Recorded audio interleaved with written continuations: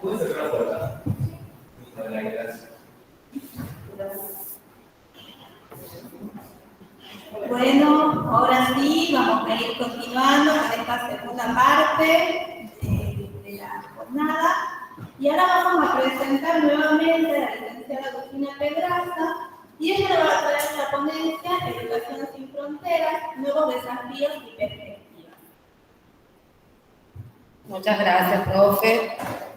Buenos días nuevamente. Gracias por participar y por seguir escuchándonos. Bueno, como les decía mi compañera, la coordinadora de carreras, ella es coordinadora académica y nos acompaña en la gestión de toda esta jornada, así que aprovecho también para agradecer a la profe Gabriela Kovacevic, que nos acompaña también en esta mañana, y bueno, y a todo el equipo de educación a distancia, que hace posible que se puedan seguir desarrollando todos estos proyectos. El tema que nos convoca en este momento de la jornada es la educación sin fronteras. Pero ¿por qué hablamos de educación sin fronteras y lo vinculamos tan directamente, de forma tan estrecha, con la educación a distancia? Cuando hablamos de una educación sin fronteras, pensamos en que no hay límites. Y esta creo que es una de las grandes bondades y el gran objetivo de nuestra modalidad, que es permitir a los estudiantes que puedan continuar aprendiendo, a los docentes que puedan continuar enseñando a través de las tecnologías, pero sin ninguna limitación, ni en lo físico, ni en lo geográfico, ni en lo social. Esto no tiene fronteras, por eso la llamamos así y la hemos titulado de esta forma. Empezamos. Bueno, un poco para ir comenzando, que era el objetivo en general, el propósito de la jornada, era ir conociendo, analizando, explorando cuáles son las nuevas perspectivas que surgen en este ámbito, así como también los desafíos que se van presentando en un mundo cada vez más digitalizado y en el que cada vez estamos en una dependencia constante de las tecnologías y sobre todo de las nuevas actualizaciones que van surgiendo y que están ligadas a estos desafíos. Cuando hablamos de desafíos, no hablamos solamente de lo que significa superar una barrera, sino también de lo que significa el aprender, de ser consciente, de aprender a manejar este tipo de herramientas que nos van a permitir aprender o enseñar. Depende de qué rol lo veamos. Yo creo que nosotros acá somos todos docentes, los que están presentes, no sé, en el chat, ya me irán contando luego. Creo que tenemos por ahí estos ánimos de nunca dejar de aprender, de seguir aspirando más, de seguir actualizándonos, y todo esto está ligado a esos desafíos también. En algunas ocasiones nos toca aprender siendo estudiantes, en otras enseñar. En mi caso, mi experiencia personal, les cuento que estoy haciendo otra carrera de posgrado, en la cual estoy haciendo mis estudios, algunos seminarios se cursan a distancia.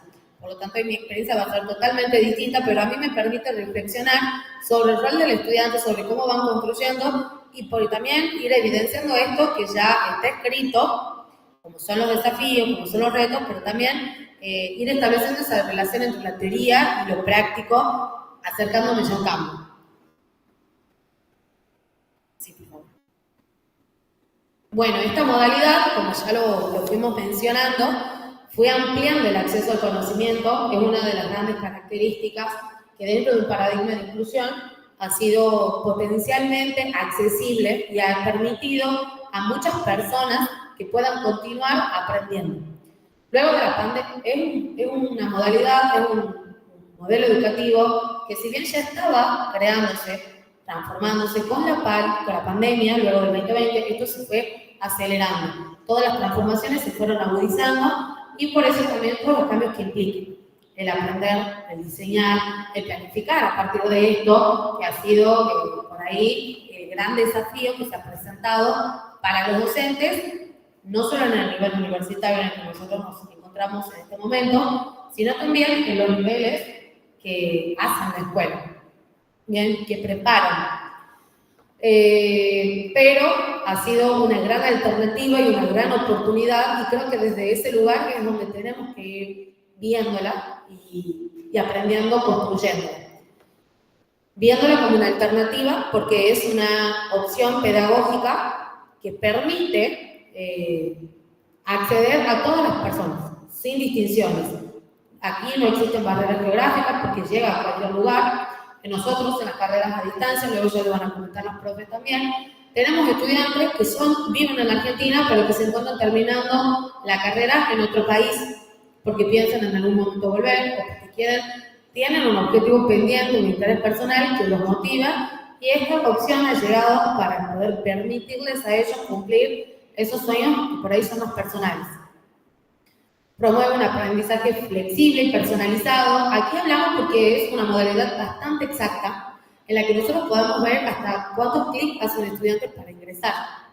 Si ha descargado el material, se le brindan todas las herramientas, pero lo más lindo, y creo que esto es lo más beneficioso que a mí siempre me llamó la atención, es que un docente o un estudiante puede descargar el material todas las veces que sea necesario y en cualquier lugar. Por ahí los docentes tenemos tiempos muy complicados que no nos ayudan, entonces entre que vamos a una institución a otra o cuando estamos aprovechando tal vez en un tiempo corto que tengamos, en un recreo muy cortito, podemos acceder al material que siempre va a estar a disposición. Lo único que vamos a necesitar es un dispositivo móvil, ya sea una computadora, ya sea un celular, una tablet y el acceso a internet. Son los únicos requisitos que necesitamos. Porque luego, en todo lo demás, en esta modalidad, y hablo puntualmente de la Universidad de San Pablo, hay un acompañamiento constante en el que, ya lo vamos a ir comentando mejor, han ido apareciendo nuevos actores en los escenarios educativos que nos tocan ir construyendo. Bueno, como les decía también, la adaptación de los contenidos, por ahí siempre surge esta duda de cómo voy a enseñar lo que hago en presencial con lo que puedo hacer en el aula virtual. Pero créanme que hay muchas aplicaciones, muchas plataformas que han permitido avances en esto. Hay docentes que hoy han pasado de utilizar un PowerPoint y hoy tienen 3 opciones más para hacer una presentación didáctica, para hacer una presentación creativa. Les ha ayudado también de estas plataformas nuevas, han ayudado a que ellos puedan sintetizar, transmitir el contenido de una forma más clara y sencilla, de forma que el estudiante lo pueda comprender mejor y que también este material sirva como una guía de estudio. Lo que les comentaba también, los recursos se fueron ampliando. Tal vez en un espacio tradicional, pensando en un aula, un espacio físico como el lugar en el que estamos ahora, pensamos en recursos más reducidos o solamente en un papel y lápiz. Pero creo que la pantalla nos desafía aún más porque hay un mundo el cual vamos a ir conociendo, que a partir de nuestras necesidades de enseñar o de aprender, vamos a ir desarrollando. Por ejemplo, si yo quiero hacer una exposición, sé que hoy tengo distintas aplicaciones como Canva, como Prezi, algunas novedosas, hasta utilizamos TikTok para dar clases hoy en día. Todo esto es adaptable y todo esto responde a las necesidades de una modalidad a distancia. Entonces, siempre la alternativa se va a ir ampliando y puede ir mejorando. Los beneficios. Creo que haciendo un análisis desde distintos lugares podemos encontrar beneficios y algunos puntos que por ahí no nos favorecen, pero lo vamos a llamar retos en este momento. El acceso ilimitado, porque podemos acceder, como les había comentado, en cualquier momento, en cualquier lugar. No hay un horario, me puedo conectar desde cualquier parte del mundo en el horario que sea. Por ahí, lo contraproducente va a ser que no voy a tener un feedback inmediato entre docente y estudiante, pero siempre va a haber una respuesta. Siempre va a quedar escrito lo que yo quiero transmitir o cuáles son mis dudas, cuáles son mis preocupaciones. No hay barreras geográficas ni temporales, porque podemos estar en cualquier parte del mundo siempre que tengamos un mínimo acceso. La flexibilidad en cuanto al horario.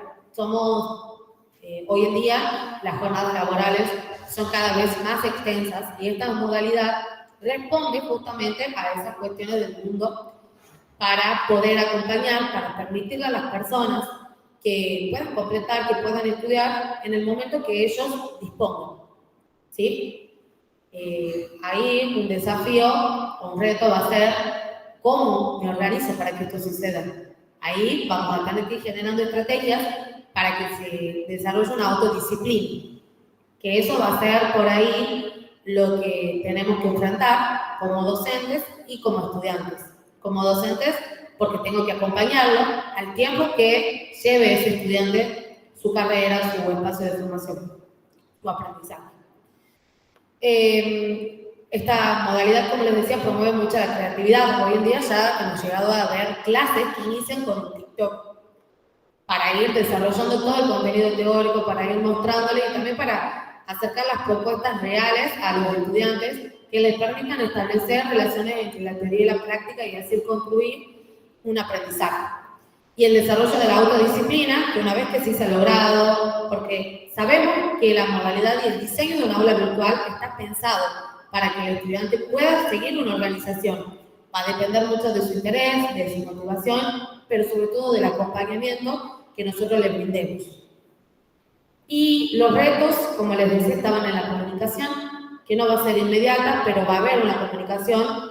Creo que como educadores nos toca ir habilitando todos los espacios, todas las alternativas que sirvan para que los docentes puedan mantener un contacto más cercano con los estudiantes, que haya un punto de encuentro. ¿Cómo pueden ser los foros? Los famosos foros de consulta que tenemos, los foros de presentación, las reuniones, los seguimientos de tutores, habilitar todos los canales y agotar todos los recursos que tengamos a disposición para mantenernos y establecer un contacto directo con los estudiantes. Los retos de la adaptación, que también por ahí son esto que les decía, cómo vamos a llevar mi contenido teórico de una clase tradicional, de un aula que la tengo pensada con la pizarra, a la pantalla. Pero créanme que sí es posible, porque con el desarrollo de las tecnologías, de nuevas plataformas, solo tenemos que ir aprendiendo a utilizarlas. Hay muchas que son intuitivas, que nos llevan un orden para que nosotros podamos ir desarrollando, para que podamos ir aprendiendo, y otras en las que sí vamos a necesitar capacitarnos, pero que van a ser funcionales para cualquier momento, no solamente para la formación docente, para enseñar o para aprender, sino también para la vida misma. Aquí quería citar un poco lo que decía Inés Dussel en el 2018, es una autora, una pedagoga, que habló mucho sobre enseñar a través de las pantallas, sobre dar la clase en pantuflas en un momento tan complejo como lo fue la pandemia, y todo lo que cargaba el docente, todo lo que caía, todo el peso. Entonces invitaba a una reflexión donde ella menciona los entornos mediados tecnológicamente traen consigo retos pedagógicos que requieren una reflexión crítica sobre el tiempo, sobre el espacio y las nuevas formas de compartir el conocimiento, cuestionando si estas formas realmente aportan innovación o simplemente replican las dinámicas tradicionales. Creo que la experiencia, y ya lo van a comentar un poco mis compañeras, nos fue demostrando que no se trata de replicar, sino que lleva todo un proceso para enseñar. El enseñar a distancia implica la preparación de una clase como en cualquier ámbito, pero la construcción y el reinventarse como docente a partir de nuevas estrategias, de nuevos recursos y de nuevos desafíos. Siempre vamos a planificar en función de un grupo, pero imagínense qué difícil es conocer un grupo con el que solamente puedo escribirme o con el que el contacto es muy reducido. Aquí quiero darles la palabra a mis compañeras, a la coordinadora de carrera y a la profesora Gabriela, para que nos cuenten un poco cuáles han sido los desafíos que les tocaron atravesar a ellas como docentes en esta modalidad. Bueno, muchas gracias. Primero creo que lo más lindo que tenemos en la virtualidad es que los docentes nos convertimos en creadores de contenido. Y esa creación de contenido nos permite seleccionar realmente con los que nos sentimos cómodos trabajando. A veces hay autores que potenciamos más, hay situaciones políticas que potenciamos más. Entonces, al crear ese contenido, también vamos enriqueciendo nuestra propia práctica. Y uno de los recuerdos que tengo en este momento de la educación a distancia respecto a los estudiantes es cuando, bueno, yo en la materia de derechos humanos quería enseñar y contarle un poco lo que era la educación en contexto de encierro, entonces hice un podcast de entrevistas y una de mis alumnas de la carrera de formación pedagógica me decía, profesora, que escuché su podcast en el aula. O sea, en el momento que ella tenía volviendo a su casa tranquila, y hasta hizo una especie de catarsis con la educación en contexto del encierro que desconocía.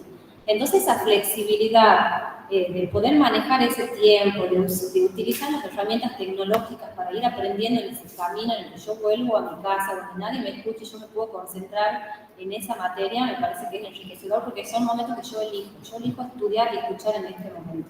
Es una de las experiencias que más me ha gustado, digamos, lo que tenemos en la educación a distancia, que somos nuestros propios creadores de contenido. Y bueno, y el desafío siempre va a ser aprender nuevas tecnologías, porque ahora tenemos que implementar lo que es la inteligencia artificial, que es lo que me parece fascinante, hay que saberlo utilizar, hay que hacer prompts, no me acuerdo cómo se llama, de manera muy inteligente para que las respuestas sean significativas. Entonces ese es por lo menos mi desafío, es empezar a manejarme de manera como naturalizar lo que es la inteligencia artificial dentro de una nueva técnica para trabajar con la educación a distancia. Bueno, en mi caso, yo soy profesora de distintas licenciaturas y en una de ellas dicto una materia que se llama Arte y Patrimonio Cultural 1 y Arte y Patrimonio Cultural 2. Y en esto tengo una alumna que, por ejemplo, ella está cursando desde Miami, entonces es lindo poder tener charlas con ella y cuenta otro contexto que es muy distinto quizás a que se vive acá, sobre todo con respecto al arte. Y la virtualidad también permite pensar proyectos en conjunto de cómo trabajar, por ejemplo, con artistas acá argentinos y mandarles trabajos allá a Miami para que puedan exponer. Voy a hablar un poco de esto después a las 3 de la tarde, pero bueno, creo que esa es una de las cosas más interesantes quizás que permite la virtualidad, como decía la profesora también, de que pueden ver las clases en sus tiempos libres, como son ciclos de complementación curricular, la mayoría ya son profesionales, ya están trabajando, tienen familia. Tenemos muchos alumnos también que no son los chicos que salen del secundario, digamos, y tienen quizás más tiempo para estudiar, sino que ya son gente que está en el campo laboral, con poco tiempo, y ese poquito tiempo que tiene lo dedica para estudiar y seguir perfeccionando. Y bueno, también compartir estos roles, como decía la licenciada también, donde somos docentes y también somos alumnos, donde les pasa también a nuestros alumnos que son docentes en otros lados y están cursando las carreras. Así que bueno, realmente la virtualidad es algo muy, muy lindo. Cuando hemos empezado, quizás cerca de la pandemia, algo un poco nuevo, quizás nos costaba entenderlo, pero bueno, con la práctica yo creo que uno va mejorando, va buscando nuevas estrategias, cómo se pueden dar las clases, las presentaciones, como decía también la profesora, crear contenido. Y bueno, creo que eso es un poco mi experiencia, el poder compartir a la distancia, conocer gente y después de años quizás, por ejemplo acá con la profesora ya hace como 3 años que trabajamos juntos y la primera vez que nos encontramos. Entonces tiene eso, digamos, la virtualidad, digamos, que uno trabaja con gente y después se encuentra y es como, ¿cómo estás? Repíteme. Ese acercamiento. Sí, así que bueno, cuando los alumnos se reciben también es lindo compartir ese momento, cuando vienen a hacer la defensa de la tesis, quizás es el momento en que uno los conoce y bueno, poder compartir, ¿no? Pero bueno, algo que yo siempre digo también cuando hago las carreras a distancia, es que la distancia no es un impedimento para conocernos, para trabajar juntos y para crecer como personas profesionales y bueno, entendiendo de que todos estamos transitando por esta vida y que es importante el apoyo mutuo y el crecimiento en conjunto. Así que bueno, eso. Muchas gracias, les agradezco por sus aportes. Bueno, creo que estos relatos nos encaminan y marcan cuáles son las nuevas perspectivas, la flexibilidad, la comunicación, la construcción, las conexiones que se van construyendo, que se van enlazando, pero que también fueron ampliando y van a seguir transformándose en este proceso, en estos nuevos procesos, nuevas formas de enseñar y de aprender. Son muchas, por ahí, las características que podemos tener en común con la educación tradicional, con un espacio físico, pero estos nuevos escenarios convocan a nuevos actores. En un sistema de educación a distancia aparecen los facilitadores técnicos que nos brindan su apoyo, su asistencia, cuando por ahí tenemos alguna duda, alguna consulta respecto a cómo vamos a utilizar determinados espacios en un aula virtual, cómo voy a subir el material, cómo lo voy a descargar, a los profes cómo van a grabar una clase, cómo van a evaluar, todos esos recursos que están a disposición en una plataforma, pero que requieren de una asistencia. El rol del facilitador técnico llega a sumarse en este espacio y es un nuevo actor en este escenario. Los diseñadores, porque toda la preparación, todo lo que sea gráfico, todo lo que el diseño de videos, de imágenes, de proyecciones, van acompañadas también de un diseño especial y de un asesoramiento para los docentes, para que puedan aprovechar al máximo todos los recursos que tienen a disposición y también para que de esta forma el contenido que vayan a transmitir en sus clases, que vayan a volcar, sea claro, sea estético, sea creativo, sobre todo, y que pueda permitirle al estudiante y que para el estudiante sea más atractivo. Los educadores especializados, que son los coordinadores que nos acompañan, son los docentes disciplinares, son quienes nos van asesorando, quienes van haciendo un seguimiento de cómo se van a ir desarrollando cada asignatura, cada espacio curricular, cómo se va cumpliendo con el programa, con el dictado, dependiendo qué tipo de espacio formativo estemos hablando. Y aparece un rol muy importante, a mi criterio, no sé si coinciden, el rol del tutor. En la Universidad San Pablo, además de los docentes contenidistas, de los docentes especializados, de los diseñadores, facilitadores técnicos, contamos con un rol fundamental para poder acompañar la trayectoria de los estudiantes universitarios, que es el tutor. La función del tutor, además de mantener vivos los espacios de comunicación, llega para acompañar, para hacer un seguimiento más individualizado y más personalizado de las personas.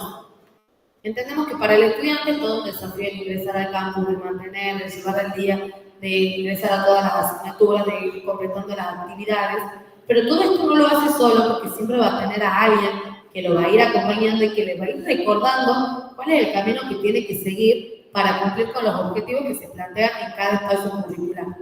Y aquí aparece el tutor o tutora a distancia. Bueno, en la Universidad de San Pablo solo tenemos tutoras, esperamos que con el tiempo sumemos otros perfiles y que puedan acompañarnos también desde este rol, que es muy importante para poder sostenerlos y acompañarlos a todos.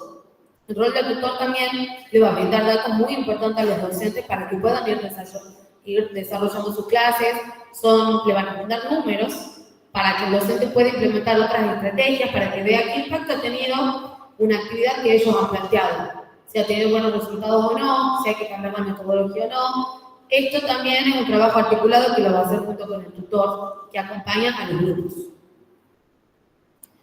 Ya como para ir terminando, luego vamos a abrir un momento de preguntas para poder escucharlos también. Tal vez puedan ir surgiendo algunas con el tiempo, pero me quedará habilitado el chat. Nos quedamos con algunos puntitos sobre aquí las siglas EAD, significa educación a distancia, y la resumimos en una modalidad que ofrece oportunidades, pero que también plantea preguntas sobre su efectividad o no, y hasta dónde va a permitir transformar estas experiencias de aprendizaje. Son muchos los interrogantes que van surgiendo con el tiempo a medida que va avanzando la tecnología y que continúa atravesando este sistema, ¿no? ¿Cuál va a ser el camino a seguir? Las innovaciones de las plataformas digitales no deben ser la réplica, como decimos en un comienzo. Siempre se van a adaptar a las necesidades del grupo, a las habilidades del grupo, pero también a lo que como docente estoy dispuesto a construir y a diseñar para mis estudiantes. Y el éxito no va a estar dependiendo directamente en el compromiso de los docentes, de los estudiantes.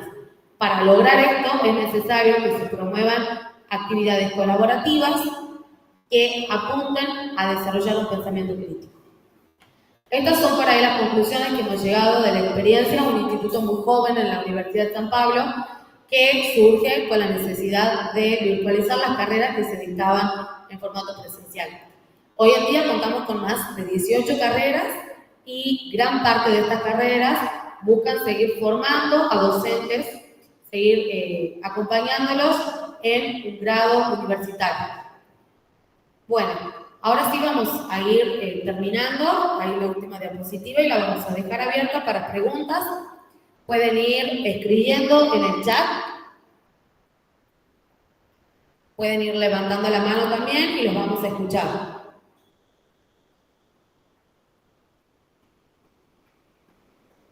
Aquí vemos 4 manos levantadas.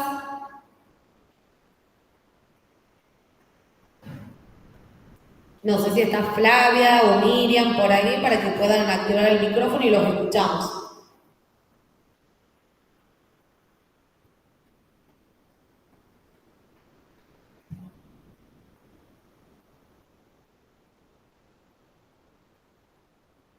Recuerden que pueden escribir.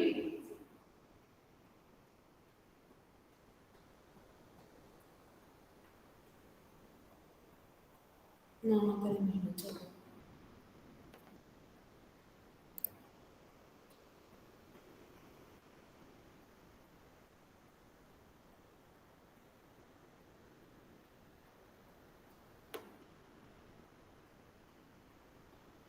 Bueno, les agradecemos su tiempo. Recuerden que va a quedar habilitado el chat por si surgiera alguna duda después. Y antes de finalizar la jornada, vamos a completarlo. Respecto al registro de asistencia, creo que ya fue aclarada esta duda. Ahora les respondemos. Para que sepan, todos los que están conectados en el Meet queda registrado. Después, cuando se termina la llamada, a nosotros nos llega el registro de todos los mails. Así que con eso después ya nosotros vamos a corroborar quiénes han estado o no presentes. Igualmente a la tarde, todos los que se conecten va a quedar grabado y se nos va a enviar a nosotros un mail diciendo lo que estaban. Los que están presentes no se preocupen. Ya después cuando se conecten a la tarde queda grabado el mail. Y es importante que se conecten desde el mail que hicieron la inscripción, porque desde ahí después vamos a ver los datos de quienes han estado participando en las jornadas. Ahí creo que están levantando Manuel Jiménez. Bien, ¿alguna consulta? No. Aquí no sé si es que tienen alguna pregunta.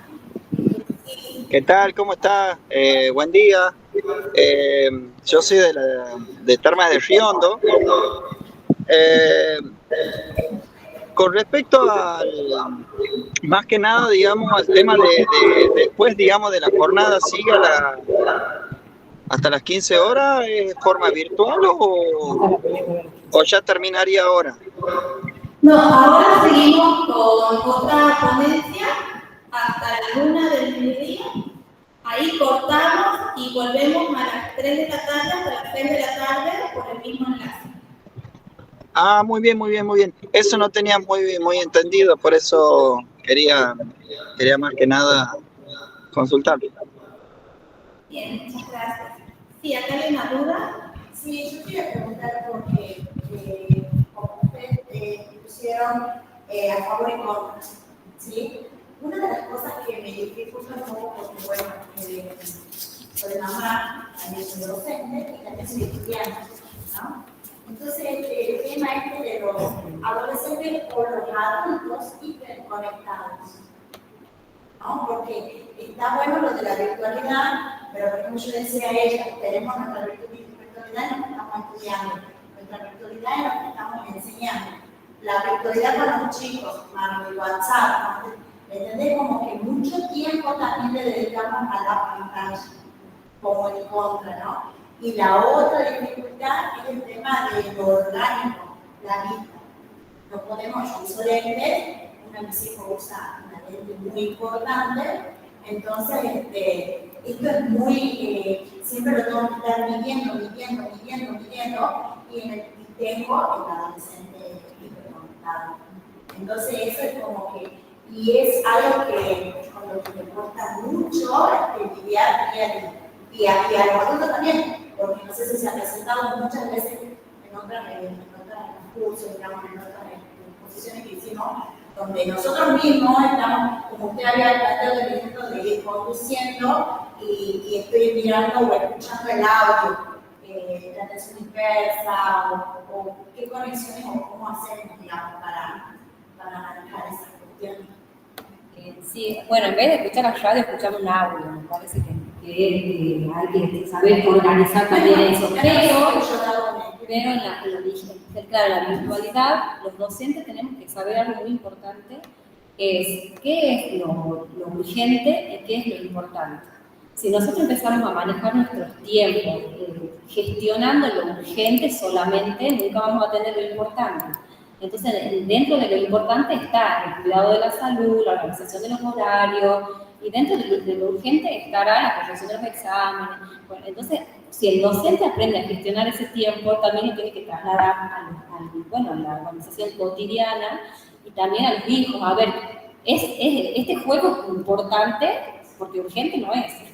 Entonces, organicemos un horario para este juego, para la computadora, para la televisión, para el fútbol.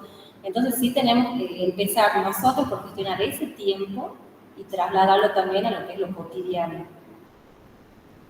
Gracias, profe. Y bueno, por ahí para sumar un poco, esto que mencionas, estas no son realidades aisladas, son situaciones concretas, pero también tomarlo como subjetividades, porque va a depender del tiempo de cada persona, de lo personal. Y ahí está el desafío del que hablábamos, que es esto de ir desarrollando una autodisciplina, de ir conociendo cuáles van a ser mis tiempos para cada actividad y cómo me voy a autorregular en este aprendizaje. ¿Cuál es el tiempo que le voy a dedicar? El momento del día, antes, después del trabajo. ¿Cuál va a ser el lugar? También es muy importante porque como hay una demanda, un esfuerzo grande en la visión, también en la audición y sobre todo el contexto que tiene que estar preparado para que podamos aprender.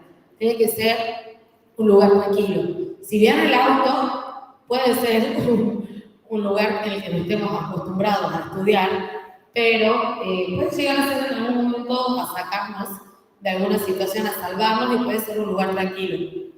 Esto un poco como para ir pensándolo desde ese lugar, viéndolo más como un desafío, pero que tiene una solución y que se adapta a cualquier realidad. Creo que eso es lo más positivo. Muchas gracias. ¿Tenemos otra duda por ahí? Dentro del contexto de la educación a distancia, la Universidad de San Pablo está preparando, formando docentes con este nuevo paradigma. La educación pública en general también tiene planes de formación docente con esta orientación basada en capacidades digitales. Podríamos responder solo por las propuestas de la Universidad de San Pablo, que ofrece profesorados universitarios en educación primaria, en educación inicial, profesorado universitario con orientación en título de base, que es una carrera equivalente a un ciclo de formación pedagógica para distintos profesionales. No hablamos de la carrera de pedagogía porque no se trata ni tiene los mismos alcances, sí de una formación docente, lo forma con herramientas para que puedan enseñar y aprender distintos profesionales. Es una carrera que está destinada a ingenieros, psicopedagogos, fonoaudiólogos, arquitectos, abogados, que llega a brindar ese ciclo que les permita formarse como docentes. Son muchas las propuestas y estamos esperando también nuevas carreras orientadas a la educación especial que esperamos que estén vigentes ya para el próximo periodo, que es el 2025. Gracias, Ariel. Espero que haya quedado aclarada esta duda. Y como decía, sí, las carreras que se ofrecen desde la Universidad de San Pablo, puntualmente desde el Instituto de Educación a Distancia, son 100% virtuales. Muchas gracias. Ahora vamos a avanzar. Dejamos de compartir en pantalla para ir preparándonos para la próxima exposición. Les agradecemos el tiempo y aguardamos un momento, por favor.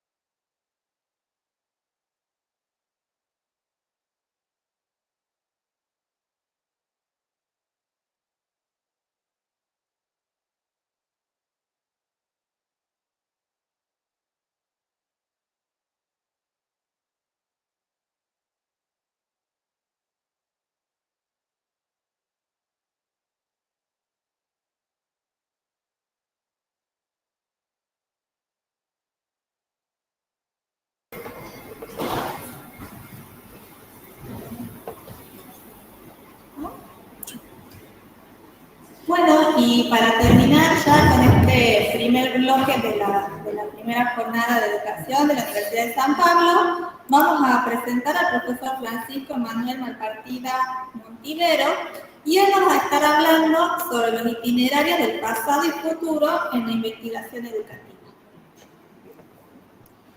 Bueno, muchas gracias por la invitación y por la organización de la jornada, tanto a Jessica como a Agustina, que estuvieron ahí participando, organizando todo.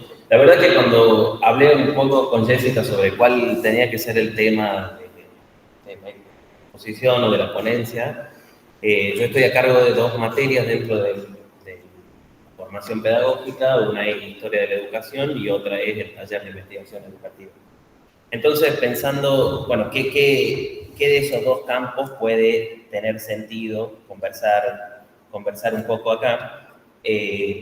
Pensar también en que la agenda de esa investigación educativa hoy está atravesada por temas del presente y sobre todo del futuro. ¿Qué depara? ¿Cuáles son los desafíos de la educación, que tiene que ver con los desafíos de la tecnología, con la alfabetización en edades cada vez más tempranas, la evaluación de la calidad educativa y seguir interrogándonos sobre la formación docente? Eso nos ubica de alguna forma en una coordenada tanto espacial como temporal que le podemos decir es adecuada. Sin embargo, y esto para intentar asociar esos 2 campos de conocimiento dentro de la educación, ¿cuáles las preguntas que nosotros nos hacemos en el presente no son necesariamente preguntas solo nuestras? Hay un historiador que a mí me gusta trabajar mucho, que lo trabajo en clase, que se llama François Artaud, que él dice que la historia a partir después de la posguerra se volvió como un monumento y que nosotros empezamos a vivir en un eterno presentismo, pensando que no hay ninguna vinculación de nuestro presente con el pasado, ni con el futuro. Entonces, básicamente, el planteo es que nosotros consideramos que toda experiencia vivida es un fenómeno único e irrepetible. Y lo que yo intento hacer en alguna de las materias, en alguna de las 2 materias que tengo a cargo, es pensar, bueno, qué elementos del pasado también están pensando en un futuro y en qué futuro estaban pensando. Si la historia queda en monumentalizaciones, es decir, que se instala materialmente y nos ofrece de alguna forma una ventana en ese pasado, hay que también pensar cómo elaboraron ese futuro aquellos personajes del pasado. Ahí hay un surcido, un intento de coser la relación entre presente y futuro que siempre falla y que por eso nos permite a nosotros seguir preguntándonos. Entonces, esa es un poco la apuesta de esta ponencia. Que en el pasado hay respuestas para nuestro propio futuro. Bueno, ahí está la pregunta inicial, que está cargada de futuro la investigación educativa, se interroga solo por el pasado, y si pasamos un segundo, ahí vemos que este último 4 de julio, intentando vincular esos 2 registros temporales, el 4 de julio se cumplieron 140 años de la sanción de la Ley 1420, que es la ley fundacional para nuestro sistema educativo. Uno puede establecerse determinados matices, pero en definitiva podemos consensuar en ese punto. Y la cuestión parte de la base que hay una imaginación de una generación extendida que va desde Sarmiento hasta José Estrada, que son gente que pensaba distinto, pero que en definitiva lo que los convocaba era la pregunta sobre qué debe ser la educación. Y eso fue un asunto de Estado, incluso antes del debate de la Ley 1420. A principios de 1882, y es la fuente, esto es una práctica de oficio, pero siempre intento mostrar las fuentes, tanto en la clase de historia como en la clase de investigación educativa, las fuentes con las que es nuestro instrumento, nuestro material de trabajo principal. En este caso, el Monitor de la Educación Común es un periódico editado por el Consejo Nacional de Educación, esa gran institución que gobernaba el sistema educativo nacional, y que a principios de 1882 empieza a tratar un tema que es un congreso pedagógico en el marco de una exposición internacional, una exposición continental. Esto pretendía establecer determinadas bases para la legislación orgánica, es decir, que gobierna el sistema educativo en su conjunto, pero también, y esto es lo que más me interesa en este caso para traerles hoy, pretendía captar cuál era el clima de época en los debates educativos. Entre ellos, por ejemplo, y ahí se ve, ustedes lo ven en la cuarta columna, sería señalado de verde, los medios prácticos y eficaces que pueden demorar o hacer retardar la educación. En otras palabras, innovación educativa. Aquel consejo que era el encargado de poner en vigencia o implementar pasa la siguiente, por favor, poner en vigencia o implementar la ley 1420, también dispuso la realización de conferencias de maestros. Interesante porque estas conferencias se dividían en tipo doctrinal o de tipo práctica, de acuerdo precisamente a intentar cumplir con este propósito de captar la discusión o el clima de época o el clima de ideas vigente. Y en ese caso, el señor que ven ahí se llama Benjamín Zorrilla, fue un presidente del Consejo Nacional de Educación, señalaba que él aspiraba para que para los funcionarios de este sistema educativo en formación era necesario discutir, en definitiva, cómo iba a ser no solo el sistema, sino la formación docente. Esto nos remite a que las preguntas del presente también estaban instaladas en ese pasado. Las conferencias doctrinales reunían a personajes relevantes para el espacio público, gente que intervenía, o intelectuales, o académicos, expertos en educación, que intervenían en distintos escenarios y que eran convocados por este consejo para intentar captar precisamente ese clima de ideas.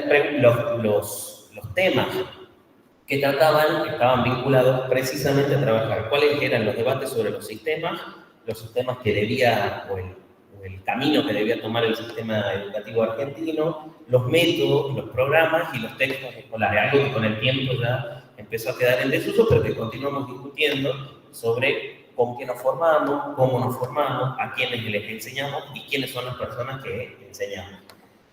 Es interesante que la decisión de Zorrilla haya sido, y en ese caso se ve también en la columna, en las imágenes, cómo Zorrilla decide incluir a los maestros y los inspectores escolares con la posibilidad de integrarlos o demandar las conferencias doctrinales. Digamos que la solicitud de realizar estas conferencias. También acerca del método, como les dije, no debían ser exposiciones solamente, sino también conferencias prácticas, y se remitían a un modelo del pasado, que es un modelo escolástico, la lectura, la pregunta y la discusión. Lectio que cuesto y disputatio. De esta forma, lo que sí podemos asegurar es que desde su comienzo, nuestro sistema educativo se ha propuesto una revisión y estado permanente de debate que nos sirve para adentrarnos en una segunda escena. Seguramente ustedes han leído que la pedagogía moderna fue diseñada o fue escrita por un hombre que se llamó Juan Amos Comenius, que le otorgaba a la enseñanza un ámbito privilegiado. Ese ámbito privilegiado era la escuela. Y acá, por ejemplo, una fuente de la época, en este caso el periódico de Belgrano La Ciudad, no de Belgrano la persona, decía que es un axioma de la pedagogía moderna que sin locales higiénicos, y ahí está remarcado higiénicos y adecuados, no se puede establecer un sistema perfecto de enseñanza. Entonces, nada quedaba fuera de la prescripción que ellos intentaban hacer. La obligatoriedad solo podía ser garantizada desde los niños de la más tierna edad, a no ser forzados a concurrir a lugares estrechos, húmedos, faltos de aire y de luz o mal orientados, dice este periódico. Los debates entonces sobre cómo debían ser las escuelas pasaban también, sobre cómo debían ser las escuelas, pasaban por los requerimientos del aula. Entonces había planos para las escuelas urbanas y también se establecían algunos elementos sobre, en definitiva, cómo se debían estructurar estos espacios, que eran los espacios de la enseñanza. Había restricciones físicas y ese debate se tradujo en algunas discusiones entre seguir el modelo prusiano, seguir el modelo francés o seguir el modelo inglés. Sin embargo, estas restricciones, por ejemplo, la cantidad de espacios abiertos que se disponían en determinadas ciudades que estaban en plena expansión, o la necesidad de territorios más amplios destinados para el esparcimiento, y otras razones de carácter económico, como el precio de las propiedades que se necesitaban comprar en un contexto de aumento de precios generalizado. Aquí lo que podemos ver son algunas instrucciones de la arquitectura escolar y planos de construcciones en la capital. Sin embargo, si pasamos a la a la otra placa, lo que vemos es, primero, un mapa de Argentina de 1940, donde establece cuáles son las provincias y los territorios nacionales. Los territorios nacionales casi era, si lo pensamos en términos territoriales, era más del 80% del territorio, si lo pensamos en términos poblacionales, era aproximadamente el 40% de la población vivía en territorios nacionales, no en provincias. Esto significa que la ley 1420, que se había sancionado para la capital y los territorios nacionales, necesitaba adecuarse a los contextos territoriales de cada una de estas provincias. En ese caso, ahí aparecen otros requerimientos, como los tipos de escuelas rurales, donde dejan de parecerse a esas escuelas urbanas que parecen palacios y empiezan a adecuarse a otras realidades territoriales. Gracias a la pericia de los inspectores escolares, de quienes nosotros heredamos una vía de acceso privilegiado, que son los informes que ellos elaboraban, empezamos a ver también cómo en estas escuelas florecían huertas escolares, enseñanza al aire libre y otras modificaciones a ese canon de la pedagogía moderna que se había instalado o había cimentado la educación en nuestro país. Esto también se acompaña con el cruce transatlántico, digamos, porque venían de Europa hacia América, de ideas reformistas sobre cómo aprenden los niños, y ahí entramos en el tercer elemento de la cuestión. Lo que ponen de manifiesto esas décadas siguientes, a partir del siglo XX, son precisamente cómo se incorporan las ideas reformistas a la modificación del sistema educativo. Ya no solo se aprendía a leer en lectura solitaria y a viva voz, sino también a través de la repetición de las lecciones o seguir el ejemplo del maestro, sino también en la actividad. En la actividad es cuando empieza a evidenciarse un cambio que hay en las formas de la enseñanza. Con la consolidación paradigmática del positivismo, lo que sobrevino también es un intento de acercar la pedagogía a métodos que sean más científicos o a métodos de verificación experimental. Una de esas figuras, que ustedes lo ven, es Víctor Mercante. Víctor Mercante era un actor del sistema educativo que impulsó una corriente que dio a llamar paidología, que implicaba una reformulación de esas ideas que ordenaban el sistema educativo, pero sobre todo a la pedagogía. La novedad en este caso es que para Mercante la pedagogía se había acercado a la filosofía, se había transformado en una corriente filosófica y se había despreocupado sobre, en definitiva, el objeto central, que es cómo aprenden los niños o cómo enseñan los maestros. En ese caso aparece un elemento central, que es cómo Mercante se empieza a preguntar sobre qué le sucede a los niños en ese tránsito que hay hacia la adultez. Y la noción de pubertad como un periodo crítico para la vida de ese sujeto que está aprendiendo, por sus cambios fisiológicos y hormonales, le permite a Mercante insinuar que la escuela debió ocuparse de dos cosas. Primero, que la escuela secundaria no se había preocupado por canalizar esas emociones violentas o emociones desbordadas de los adolescentes y por lo tanto corrían riesgo de desorientarse en su vida adulta. Y segundo, que era la actividad, y ahí les prestemos atención a la palabra, es decir, saber hacer, no hacer saber, lo que nos permitiría absorber esas pasiones juveniles. Para esta generación, lo que sostenía el argumento central eran las leyes generales del funcionamiento del curso de la vida.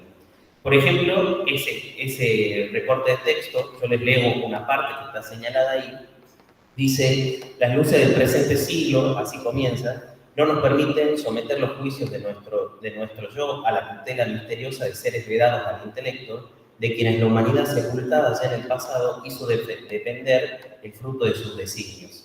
El mecanismo funcional de nuestro cuerpo recibe asiduamente de la naturaleza nueva vida, nuevos impulsos, y marchando a merced y en armonía constante con dichos elementos motrices, alcanza el grado máximo de la vitalidad cuando la renovación de sus tejidos permite el mayor aprovisionamiento de combustible. De esta forma, lo que dice es: la naturaleza incide directamente en nuestra vida, por lo tanto, con la actividad es que vamos a intentar armonizar esas dos tendencias.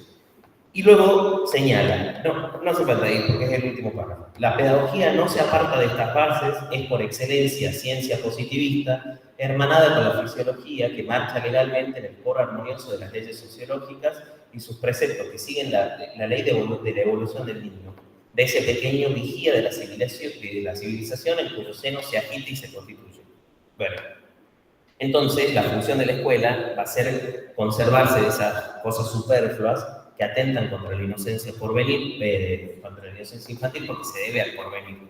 Y ahí hay un elemento del futuro. Ese elemento del futuro debe constituirse en función de un itinerario metódico, sistemático, riguroso y racional de estudiar cómo se producen esos cambios.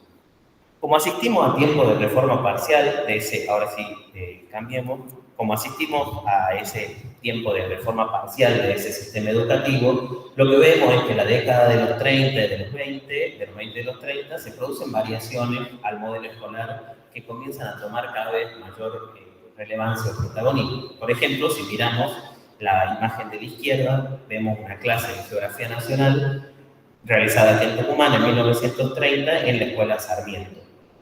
Y si miramos a la izquierda, es una revista donde dice Técnicos de Mañana. La escuela se transforma en una escuela fábrica. Y acá yo les traje un breve texto de Leopoldo Lugones para hablar sobre el aire libre. Dice, pasemos un segundito si lo vemos.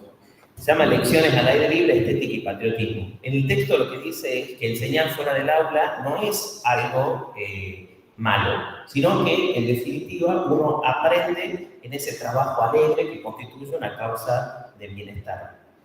Sí señala que las instituciones escolares y la pedagogía moderna lo que ha hecho es impedir abandonar el aula para explorar ese ambiente natural. Sin embargo, lo que él dice es que dentro de las aulas las clases están aplastadas, la única actividad es la turbulencia, se distraen de una manera invencible y si intentamos contenerla se vuelve irritable.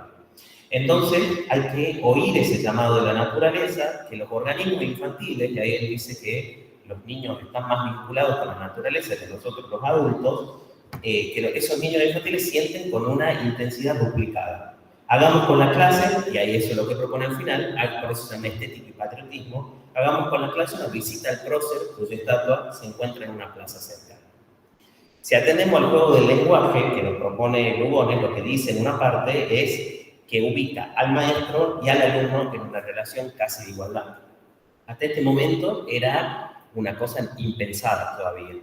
Con esto, y ahora sí pasamos, nos quiero situar en una tercera escena de esta relación entre pasado y futuro en la investigación educativa. ¿Y qué es pensar la formación docente? Algo que ya estamos conversando de las ponencias anteriores. Porque la pregunta sobre qué es un docente, qué es un maestro, qué es un profesor, está instalada desde fines del siglo XIX. Lo que nos permite pensar en ese apostolado laico que proponía Sarmiento, que avisoraba que los concebía como agentes de la civilización necesaria para el país, fue mutando de acuerdo a la composición de origen, a su procedencia territorial. Ahí vemos un mapa del 2018 que señala cuáles son todos los institutos de formación docente que existen en este país. Por lo tanto, las realidades son diversas. Si la historia del siglo XX es la historia de una narración de cómo el Estado Nacional fue construyendo estas instituciones para la formación de estos maestros, también es la historia de cómo se fue retrasando y fue intentando dibujar nuevamente cuáles son los contornos del ejercicio profesional. Y esto es un tema de investigación educativa para nosotros. Hasta 1969, lo que nosotros sabemos es que la formación docente recayó sobre el Estado Nacional y la creación de estas escuelas normales, que hoy tienen otros nombres, Instituto de Formación Docente o Institutos de Enseñanza Superior. Pero a partir de ese momento hay dos vectores que empiezan a mezclar ese pasado con un futuro que estos actores del sistema educativo imaginaban. Primero, la demanda por regionalizar los saberes, es decir, no puede haber un currículum homogéneo a lo largo y ancho del país. Y por lo tanto, localizar la formación de los maestros en planes de estudio situados en entornos socioculturales que sean significativos para esos docentes en formación. Y por otro lado, el abandono de la formación propedéutica, que era lo que proponía Sarmiento. Si pasaban de ser apóstoles laicos, agentes de esa civilización que él pretendía para el país, a mediados del siglo XX se empieza a rediscutir qué es lo que debían aprender los docentes en formación. Y una pregunta más, ¿cómo incorporaban? Estamos hablando de 1969, la imagen de abajo les da una pauta de los años de los que nos estamos refiriendo. ¿Cómo incorporaban esos elementos que ya empezaban a ser culturales y tecnológicos a su propia práctica educativa? Esa es una historia de mediano alcance que se extiende a lo largo de la segunda mitad del siglo XX y que se dirime en otros elementos, como se produce la profesionalización de la formación docente y al mismo tiempo como los maestros terminan siendo custodios de un campo de saber específico y que también es universal. Continuar con las reformas y deformaciones de cómo se fue produciendo, se fue cambiando esa identidad docente y cómo se abre un campo de indagación para nosotros es un tema de los que trabajamos en el taller de investigación educativa y la pregunta circula en torno a esa construcción de una identidad docente singular, preguntarnos sobre la profesionalidad y preguntarnos sobre si qué cambio hubo, ¿es un viejo o un nuevo sujeto? Ya paso un poquito más. Para concluir y no extenderme, creo que estoy en tiempo, parece que sí. Sí, bien. Para concluir, como podemos ver en estos temas que yo les quería presentar así como pantallazos superficiales, ningún tema del pasado nos es ajeno para las preguntas del presente. Si ayer la definición estaba sobre cómo iban a ser esos espacios físicos aptos para la enseñanza, hoy nos preguntamos por los entornos virtuales. Si ayer nos preguntamos cuáles eran los saberes adecuados para convertirse en saberes escolares, hoy también tenemos desafíos en torno a cómo nos impulsan o nos obstaculizan los procesos de enseñanza, la aparición o la emergencia de nuevos instrumentos, de nuevas herramientas digitales, entiéndase la inteligencia artificial y todo su aparato de ChatGPT, etc. Si ayer la pregunta estaba sobre cómo iban a hacer esa formación propedéutica y qué expectativas estaban depositadas en esos humanos que enseñaban, hoy nuestra pregunta es cómo hacemos para enseñar frente a esas máquinas automatizadas y cada vez más autonomizadas de nuestra propia voluntad como docentes. La investigación educativa necesita explorar primero sobre los dilemas de aquel pasado para entender los dilemas de nuestro presente. Y ahí tramitar cómo elaboraron aquellas figuras como Sarmiento, como Roca, como Lugones, esas expectativas que tenían sobre el futuro, para imaginar con inventiva y creatividad respuestas propias, respuestas a nuestro propio futuro, que no es el mismo que el de ellos. Un futuro o muchos futuros en plural que no son ni mejores ni peores, son solamente distintos. Ahí está.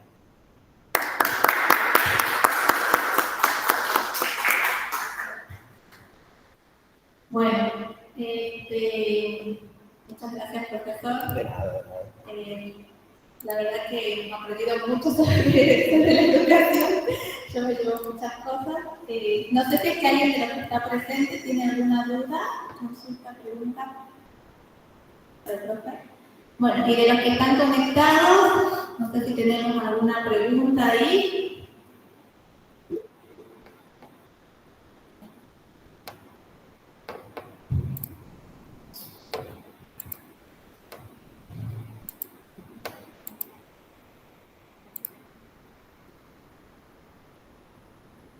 Creo que no.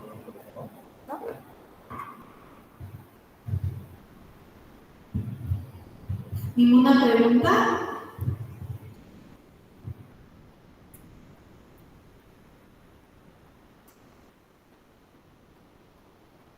Bueno, como tenemos unos minutitos más, a ver quién se anima de ahí del otro lado a contarnos qué les pareció esta primera parte, alguien que quiera hablar también, así lo escuchamos aquí.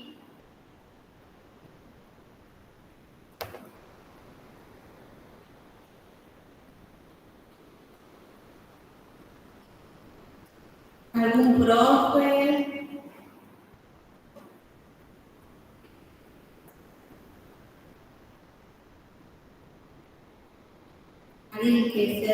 provincia o de Tucumán.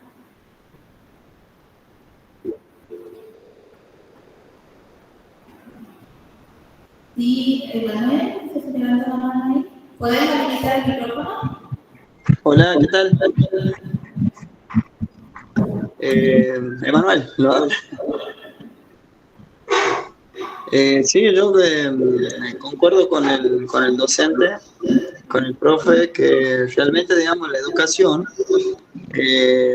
nosotros lo hemos visto, bueno, yo tengo 35 años, pero en realidad, digamos, antes el modo de enseñanza era muy diferente y hoy en día, con el avance de la tecnología, realmente tenemos que ir de la mano porque van surgiendo nuevas metas, nuevas formas de enseñanza.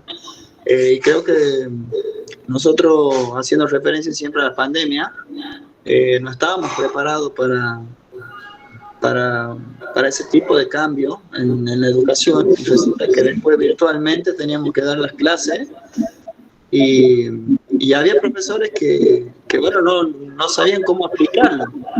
Y creo que todos nos hemos tenido que abocar a las nuevas enseñanzas y para que el alumno pueda seguir en camino y brindarle siempre lo mejor.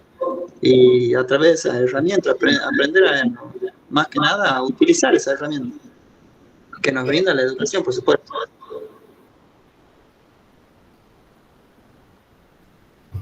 Sí, así es. Muchas gracias por tu aporte, Manuel. No sé si es que hay alguien más que quiera contarnos algo, comentar algo.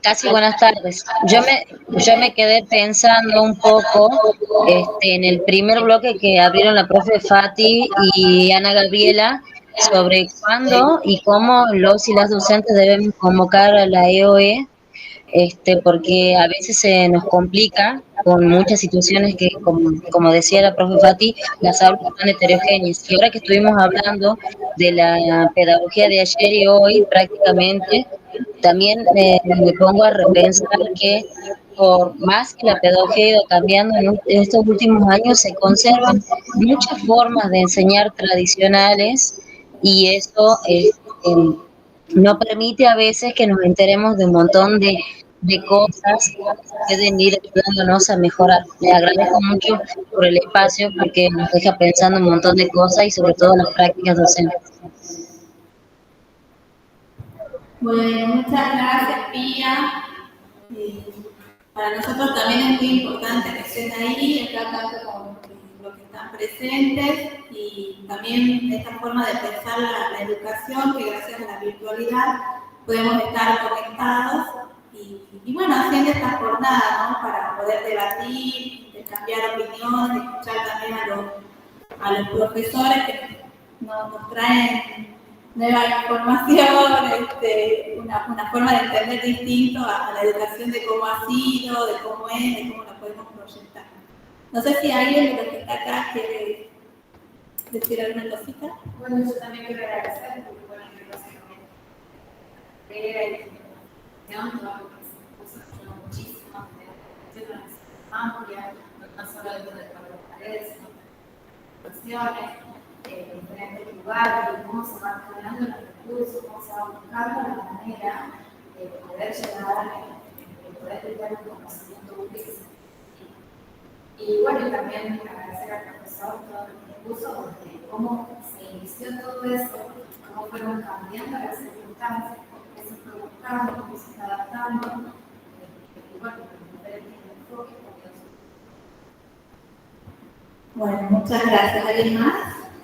En mi caso, no soy tanto de la historia y este pantallazo es muy bueno.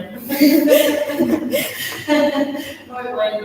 Es más, el hecho de que el profesor va explicando y siempre como uno va relacionando el estilo de la conferencia, las aulas, en muchas, nosotros hablamos como de la virtualidad ahora, lo importante, pero sigue existiendo mucha problemática de las aulas cerradas, sin luz, sin ventilador, el calor que hace la humana y muchas otras necesidades que se hablaba de tantísimos años y que todavía lamentablemente están sin soluciones, ¿no? Y esto nuevo que se presenta que facilita para muchos. Bueno, muchas gracias, sí, así es. Inclusive cuando el profesor mostraba las imágenes de las escuelas, cómo se pensaba. La estábamos comparando porque decíamos, mirá, Yo pensaba en la escuela normal. Es que las escuelas normales son de las primeras, o sea, de las que les mostré primero. Pero si uno ve las escuelas en general, ya ahora es imposible, pero sí en ese momento como que se había una diferencia entre... Además, imagínense que estamos hablando de 1910, 1915, esto era casi todo ruralidad. Entonces, estaban acá, ustedes pueden identificarlo fácilmente. El Colegio Nacional, la Escuela San Martín, la Escuela Rivadavia, la Escuela Normal y me falta una, No, bueno, esas son las primeras. Hay la Escuela Pablo, la de la Santiago y Rivadavia. Pero también la diferencia es que ya nombrada, todavía todavía está en vigencia, por ejemplo, en la escuela que está en Poseres, pasando acá en muy lejos San Andrés, el cambio a ver lo que está en la escuela, o sea, que se notan inmensamente que son más o menos de la misma época. Y lo que dice la pedagogía.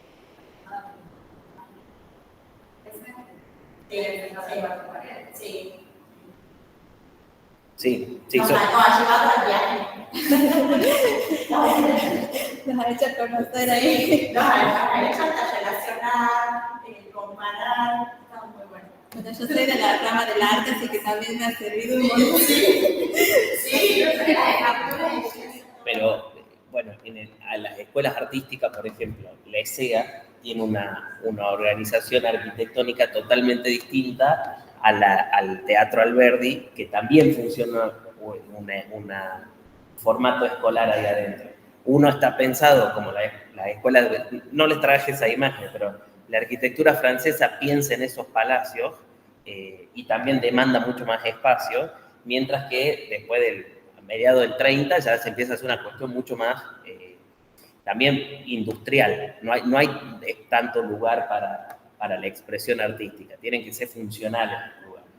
Y la escuela ESEA es mucho más funcional que otras instituciones de bellas artes que existían acá. Por ejemplo, la Escuela de Bellas Artes, al viejo edificio.